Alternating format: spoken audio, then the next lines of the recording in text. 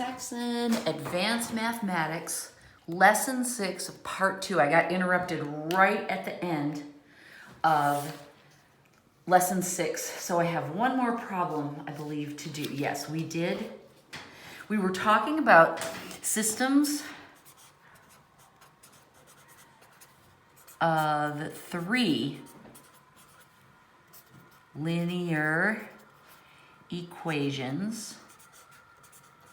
For last night, that was me. For me, that was last night that I was talking to you about that. It was actually 3 o'clock in the morning. And my daughter had to borrow her ring light back to teach one of her classes. So I did example 6.5, which was one sort of system of 3 linear equations. And the last example is the one we have to do now, which is still 3 equations with 3 variables, but the pattern in the equations that John gives us is different. And let me just show you without writing it all down.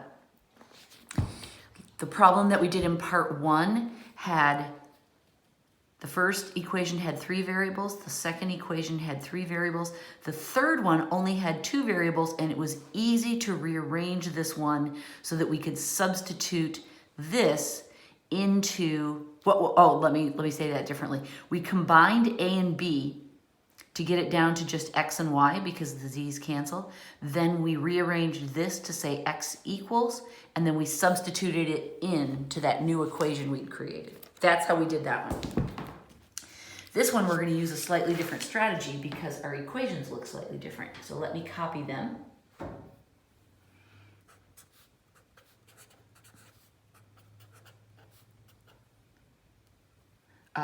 If you find it confusing, that's my Z. I put a slash through it so that it doesn't look like a 2, but some students get confused because sometimes people write their 7s with a slash, but that's not my 7, that's a Z. This is equation A. Here comes B. Notice how I give myself lots of room and I keep my columns super straight so that I can see clearly the pattern within each individual variable. That's 0, and then C.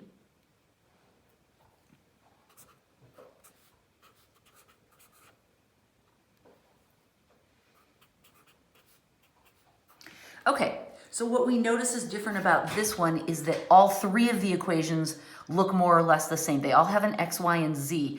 So substitution does not jump out at me as an obvious way to solve this.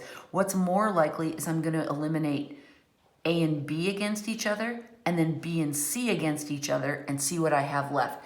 That's the other pattern that we often use, is 2 steps of elimination. In the other one, we did 1 elimination and a substitution.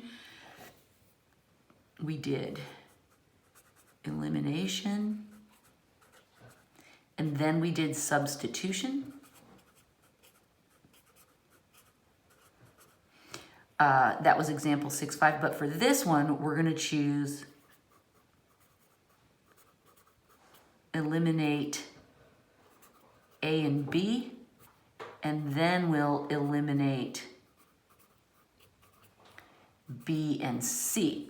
Now, I never knew you could do that when I was first learning this. I remember thinking, what in the world? You can use B twice? Yes, you can. It's weird. So first, we're going to do A and B. We're going to combine those because the Z's will cancel. That's why I decided to do all this, is because looking at the Z's, I see this nice pattern. So I'm not going to write them over. I'm just going to write A plus B. And then I'm going to do the work mentally here and write the answer there. So x plus 2x is 3x. 2y minus y is plus y. And then the z's cancel. 4 plus 0 is 4. Okay? Keeping my columns still as neat as I can. Now I'm going to do b plus c. I do take the extra step of writing down as best I can what I'm doing so that I can follow my own train of thought. It helps me see what I'm doing. So I recommend that you make some sort of note to yourself to show what you're doing as you're combining these. Okay, so now I'm going to combine B and C. Again, I want to see these two eliminate, so that's why I chose it.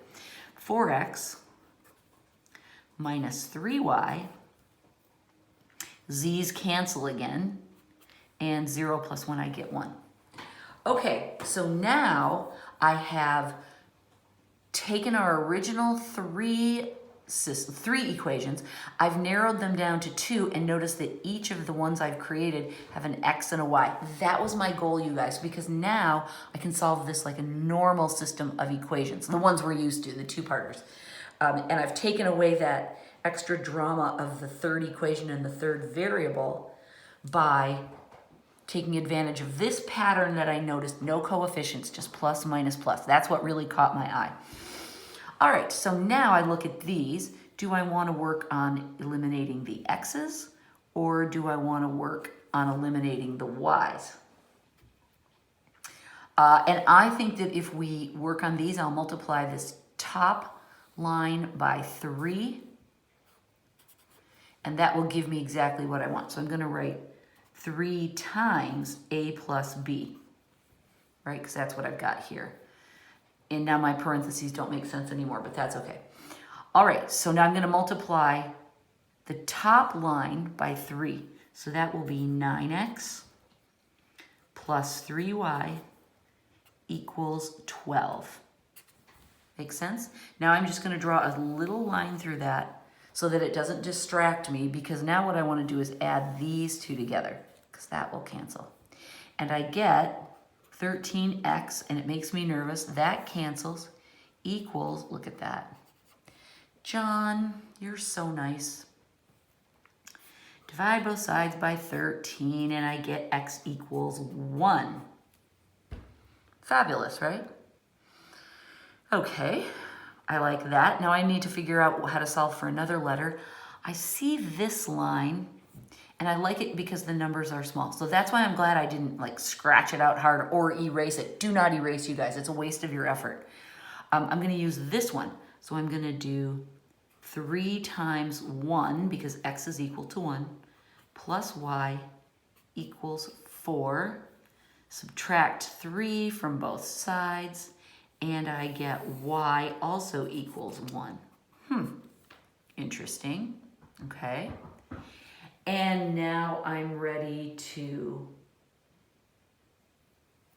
solve for z, and so I have to go back to one of my equations that have a z in it. This one looks nice and simple. 2 times, or x is 1, plus 2 times y, which is also 1, plus z equals 4. Now you see why I slash my z's. Doesn't that just look like a fast 2? It's a z. 1 plus 2 is 3, so if I subtract 3 from both sides, I'll get z equals 1. Oh, John, you made it so cute.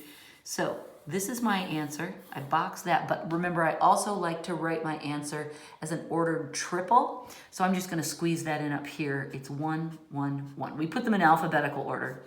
In this particular problem, it's really hard to tell because they're all ones. John made it easy. John almost always makes the numbers turn out really cute and simple on these, which is nice because after doing all this work, I want to have a really fulfilling and satisfying answer, and that does the job for me. Okay, that is the end of lesson 6. And I just wanted to add this. We eliminated A against B, then we eliminated B against C, and then we did a third elimination. Eliminate.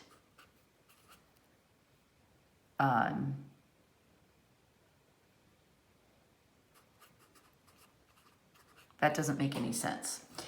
Eliminate this one, do this one, and then eliminate those two against each other. That's what I'm trying to say here. So it's actually 3 steps. 1, 2, 3. Okay? Up here we just had 2 steps. In both cases, you have to go back in then, of course, and there's extra steps of solving for the other letters, but I'm not writing that part. I'm not counting that as one of the official steps. Okay, I'm done now. Lesson 6, part 2. Thanks, you guys. See you next time.